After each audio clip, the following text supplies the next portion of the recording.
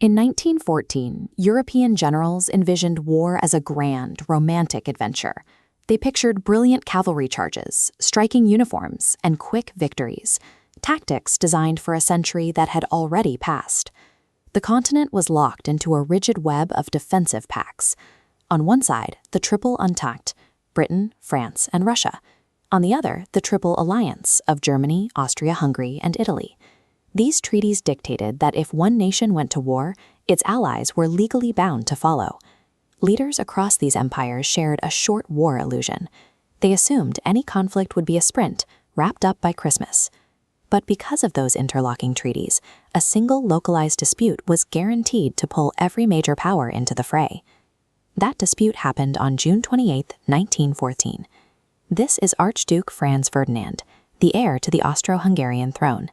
He was visiting Sarajevo to inspect imperial armed forces in a region his empire had recently annexed. During the visit, a 19-year-old nationalist named Gavrilo Princip fired 2 shots, killing the Archduke and his wife.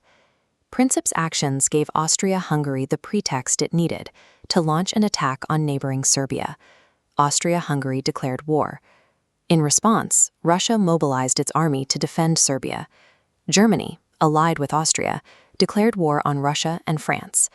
When German troops invaded neutral Belgium to reach France, Britain entered the fight. Within weeks, the entire continent was in conflict. These empires marched out expecting a brief, triumphant campaign. They had locked themselves into an industrialized conflict that their 19th century strategies were not designed to survive. By the end of 1914, the war of movement stalled. The Western Front settled into a continuous line of defensive trenches stretching 500 miles, from the English Channel to the Swiss border. Generals were still using Napoleonic logic. They ordered men in traditional uniforms to march in tight formations, standing in the open to fire their rifles at heavily fortified modern defenses. Those exposed soldiers were marching directly into the machine gun. These mass-produced weapons fired hundreds of rounds a minute. They made defensive positions virtually impregnable, making traditional infantry charges and cavalry rundowns obsolete. Armies dug into the earth to survive. Life in these trenches meant standing for weeks in freezing mud, surrounded by rats and disease, while heavy artillery shells exploded continuously overhead at a rate of thousands per hour. To break the stalemate, both sides turned to terrifying new technologies. They deployed chemical weapons like chlorine and mustard gas. These rolled across the battlefield in suffocating clouds, forcing soldiers to fight in restrictive masks just to breathe. Technology had outpaced military strategy. The conflict had become a war of attrition. In battles like Verdun and the Somme, hundreds of thousands of men were fed into the artillery fire for gains measured in mere yards of mud. As European casualties mounted, the empires needed fresh manpower and resources to sustain the fight. They began pulling millions of colonial subjects from across the globe into the conflict. The British Empire mobilized more than 1 million Indian troops. These men were shipped across oceans to fight in European and Middle Eastern theaters far from their homes. The war effort also drew in the Anzac forces. Troops from Australia and New Zealand sailed to the Mediterranean, where they were thrown into mismanaged campaigns like the assault on the beaches of Gallipoli. The arms race reached the skies. For the first time, warfare targeted distant cities. Germany sent massive, hydrogen-filled zeppelins across the English Channel to drop bombs on civilian neighborhoods in London. Airplane design evolved at a blistering pace. By 1915, engineers figured out how to synchronize machine guns to fire through a plane's propeller, turning reconnaissance tools into lethal fighters for mid-air dogfights.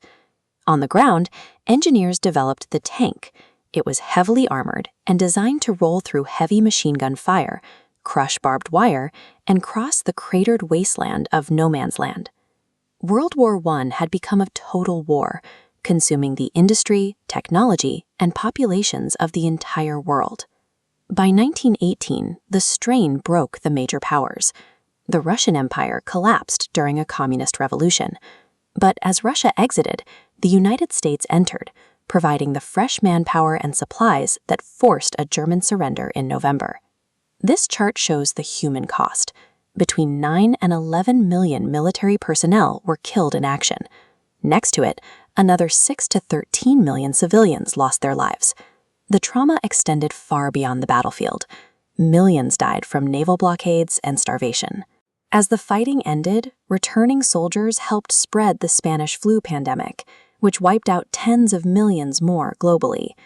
Nations mourned a lost generation of young men.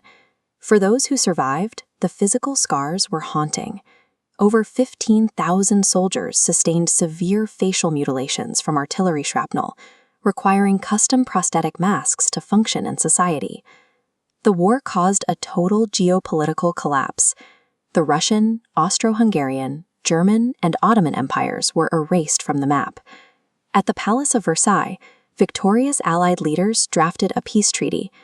They redrew the global map, creating new nations with problematic borders, and forced Germany to accept massive debt and punitive demilitarization.